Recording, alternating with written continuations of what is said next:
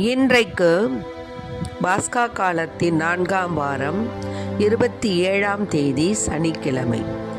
இன்று தேவன் நமக்கு தரும் ஜீவநீர் ஊற்றான இறை வார்த்தைகள் திருப்பாடல் 98.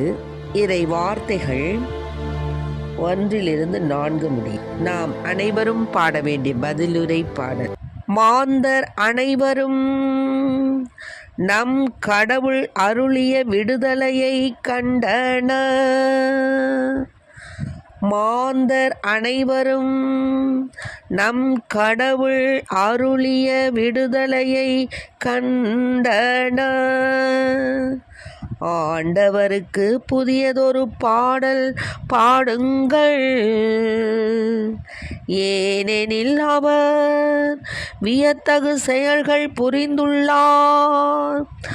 அவருடைய வலக்கரமும் புனிதமிகு புயமும் அவருக்கு வெற்றியை அளித்துள்ளன. மாந்தர் அனைவரும் நம் கடவுள் அருளிய விடுதலையை கண்டனர். ஆண்டவர் தம் மீட்பை அறிவித்தார். பிற இனத்தார் கண்முன்னே தம் நீதியை வெளிப்படுத்தினார். மாந்தர் அனைவரும் நம் கடவுள் அருளிய விடுதலையை கண்டனர். இஸ்ரேல் வீட்டாருக்கு வாக்களிக்கப்பட்ட தமது பேரன்பையும் உறுதிமொழியையும் அவர் நினைவு கூர்ந்தார். உலகெங்கும் உள்ள அனைவரும் நம் கடவுள் அருளிய விடுதலையை கண்டனர். மாந்தர் அனைவரும் நம் கடவுள் அருளிய விடுதலையை கண்டனர். உலகெங்கும் வாழ்வோரே அனைவரும் ஆண்டவரை ஆர்ப்பரித்து பாடுங்கள். மகிழ்ச்சியுடன் ஆர்ப்பரித்து புகழ்ந்தேத்துங்கள். யாழினை மீட்டி ஆண்டவரை புகழ்ந்தேத்துங்கள். மாந்தர் அனைவரும் நம் கடவுள் அருளிய விடுதலையை கண்டனர்.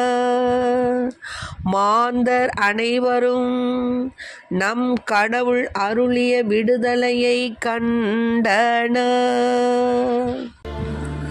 என்று தேவன் நமக்கு அருளிய ஜீவநீரூற்றான இறை வார்த்தைகளை கேட்டோம். திருப்பாடல் 98. மாந்தர் அனைவரும் நம் கடவுள் அருளிய விடுதலையை கண்டனர். ஆமென். நமக்கு ஆண்டவர் அருளிய விடுதலையை நாம் கண்டோமா? சிந்திக்கணும். மாந்தர் அனைவரும் கண்டனர். இஸ்ரேல் வீட்டார் அன்று பார்வோன் ராஜாவிடம் அடிமைப்பட்டு கிடந்த பொழுது தேவன் அவர்களை பலவிதமான அதிசயங்களும் அற்புதங்களும் செய்து அவனிடமிருந்து மீட்டு அன்று அந்த பாலை நிலத்திலே வழி நடத்தினார். இன்று நாம் நம்முடைய வாழ்க்கையிலே எப்படிப்பட்ட பாலை நிலமாக இருக்கக்கூடிய சூழ்நிலைகளிலும் இன்னும் பல்வேறு விதமான துன்ப சூழ்நிலைகளிலும் வறண்டு கிடந்த சூழ்நிலைகளிலும் வற்றாத நீரோடையாய் ஆண்டவர் நம்மை ஆசீர்வதித்து வழி நடத்துகின்றார் என்பதை உணர்ந்த பிள்ளைகளாய் வாழ வேண்டும். ஏதோ ஒன்று நாம் கேட்கின்றோம், அது நமக்கு கிடைக்கவில்லை என்று கிடைத்தவற்றையெல்லாம் மறந்து விடுகின்றோம். அவற்றிற்கு நன்றி கூற சிந்திப்பதில்லை. நாம் கிடைப்பதையே நோக்கி கொண்டே இருக்கிறோம். நமக்கு என்ன வேண்டும் என்பதையே சதாகாலமும் நினைத்து கொண்டிருக்கின்றோம். ஆனால் ஆண்டவர் நம் வாழ்க்கையில் புரிந்த அநேக நன்மைகளை நாம் உணர்வதில்லை. நாம் கேட்கின்ற விண்ணப்பங்கள் உடனே கிடைக்க வேண்டும், அப்படியே கிடைக்க வேண்டும். ஏனெனில் இப்பொழுது இன்ஸ்டன்ட் உலகமாக இருக்கிறது. உடனே உடனே உடனே உடனே உடனே கிடைக்கணும். எது கேட்குறோமோ அது உடனே கிடைக்கணும். எது நம்ம விரும்புகிறோமோ அது உடனே நமக்கு கிடைக்கணும். எதை நம்ம பார்க்கணும் விரும்புகிறோமோ அதை உடனே பார்க்கணும். எதை நம்ம செய்ய விரும்புகிறோமோ அதை உடனே செய்யணும். இப்படியாகத்தான் உலகம் வேகமாக போய்கொண்டிருக்கிறது. ஆனால்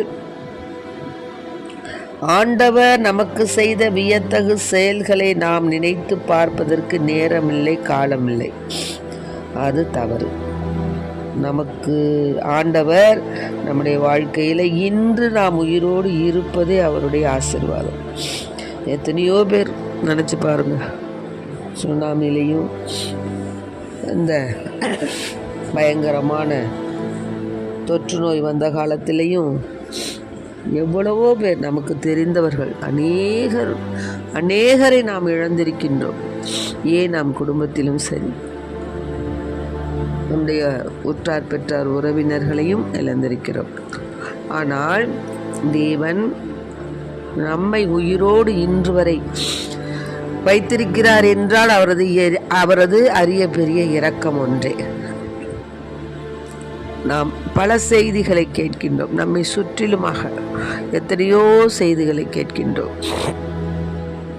ஆனால் அவற்றிற்காக நம்ம செய்தியாகத்தான் அதை பார்க்கிறோம். அது நம்மிடையே நிகழ்ந்தால்தான் அது நமக்கு நிகழ்வு.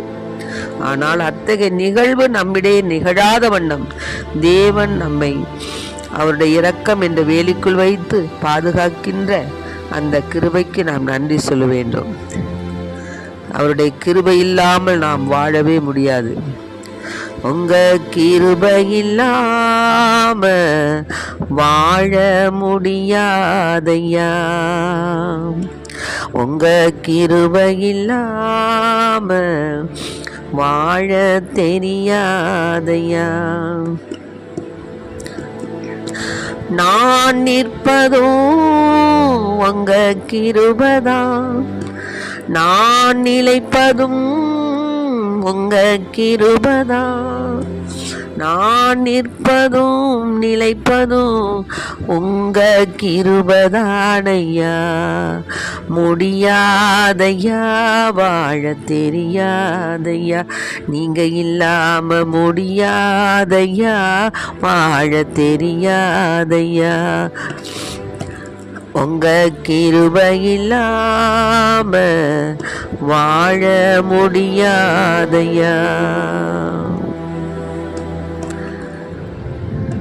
ஆக ஆண்டவருடைய கிருபை இல்லாமல் நம்ம இருக்கவே முடியாது.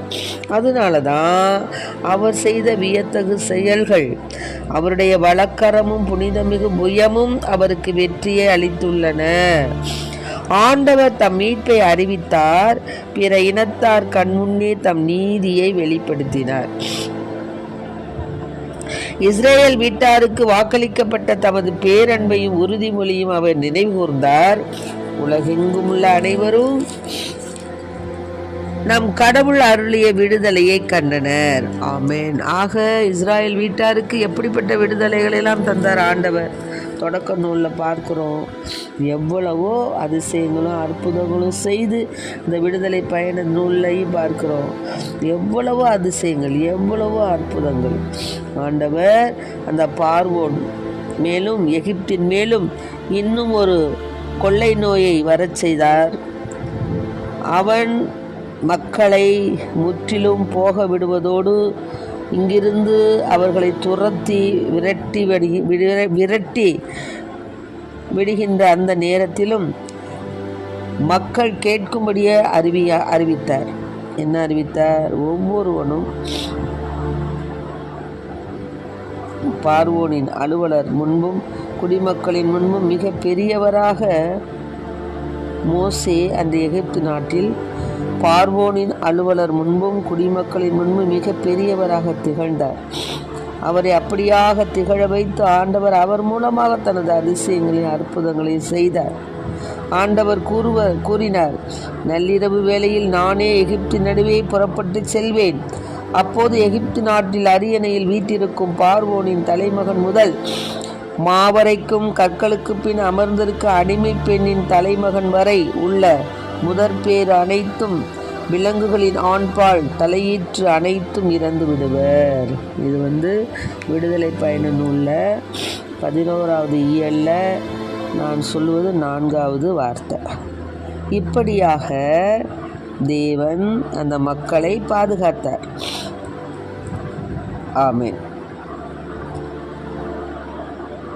ஆக நாடெங்கும் புலம்பல்களை கேட்கச் செய்தார். இஸ்ரேல் மக்கள் அனைவரையும் பொறுத்தமட்டில் அங்குள்ள மனிதர் முதல் விலங்கு வரை எவருக்குமே எதிராக எந்த நாயும் குறைக்காது. இதனால் ஆண்டவர் எகிப்தியரையும் இஸ்ரேலரையும் வேறுபடுத்தி செயலாற்றுகிறார் அப்படிங்கிறத நம்ம உணர்ந்து கொள்ளணும். ஆமென். இப்படியாக தேவன் அந்த இஸ்ரேல் மக்களை பார்வோன் அரசனிடமிருந்து விடுதலையாக்கி அவர் வழி நடத்தினார். எகிப்து நாட்டில் என் அரும் செயல்கள் பெருகிட இது ஏதுவாகும் என்று உரைத்தார். மோசேயும் ஆரோனும் இவ்வரும் செயல்கள் அனைத்தையும் பார்வோன் முன் செய்தனர். அதாவது உன் பணியாளர்களாகிய இவர்கள் எல்லோரும் எனக்கு பணிந்து என் முன் தலைவணங்கி நின்று உம்மை பின்பற்றும் மக்கள் அனைவரோடும் நீர் வெளியேறிவிடும் என்று கூறுவர். அதன்பின் நான் வெளியேறி செல்வேன். இதன்பின் பொங்கிய சினத்தோடு மோசே பார்வோனை விட்டகன்றார். இப்படியாக எகிப்து நாட்டில் ஆண்டவர் மோசேக்கும் ஆரோனுக்கும் பல அரிய காரியங்களை சொன்னார். உங்களுக்கு மாதங்களில் தலையாயது இம்மாதமே, ஆண்டில் உங்களுக்கு முதல் மாதமும் இதுவே. இஸ்ரேல் மக்கள் கூட்டமைப்பு முழுவதற்கும் நீங்கள் அறிவியுங்கள். அவர்கள் இம்மாதம் 10ஆம் நாள் குடும்பத்துக்கு ஒரு ஆடு, வீட்டிற்கு ஒரு ஆடு என்று தேர்ந்தெடுத்து கொள்ளட்டும். ஓர் ஆட்டினை உண்ண ஒரு வீட்டில் போதிய ஆட்கள் இல்லையெனில் உண்போரின் எண்ணிக்கைக்கும் உண்ணும் அளவுக்கும் ஏற்ப அண்டை வீட்டாரையும் சேர்த்து கொள்ளட்டும். இப்படியாக மக்களிடையே ஒரு ஒற்றுமையை ஏற்படுத்தினார். மக்களிடையே ஒரு அரிய பெரிய காரியங்களை செய்து அந்த பார்வோன் ராஜாவிடமிருந்து மக்களை விடுதலை செய்தார். அதற்காகத்தான் சொல்றார் இந்த விடுதலை பயணம் 20ல் 6வது வார்த்தை, என் மீது அன்பு கூர்ந்து என் விதிமுறைகளை கடைபிடிப்போருக்கு 1000 தலைமுறைக்கும் பேரன்பு காட்டுவேன். ஆமென். பார்த்தீங்களா? என் மீது அன்பு கூர்ந்து என் விதிமுறைகளை கடைபிடிப்போருக்கு 1000 தலைமுறைக்கும் பேரன்பு காட்டுவேன். அவ்வளோதான். ஆக தேவனுடைய விதிமுறைகளை நாம் கடைபிடித்து நம்முடைய தலைமுறைகளை நாம் வாழச் செய்வோம். ஆண்டவரை நாம் பின்பற்றி ஆண்டவருடைய அந்த விதிமுறைகளை கடைபிடித்து ஆண்டவருக்கு ஏற்புடைய பிள்ளைகளாக நாம் வாழ வேண்டும். அதுதான் நாம் செய்யக்கூடிய கடமை, நாம் செய்யக்கூடிய மாபெரும் செயல். அதனால தான் இப்போ பல்லவியில் பாடினோம்ல,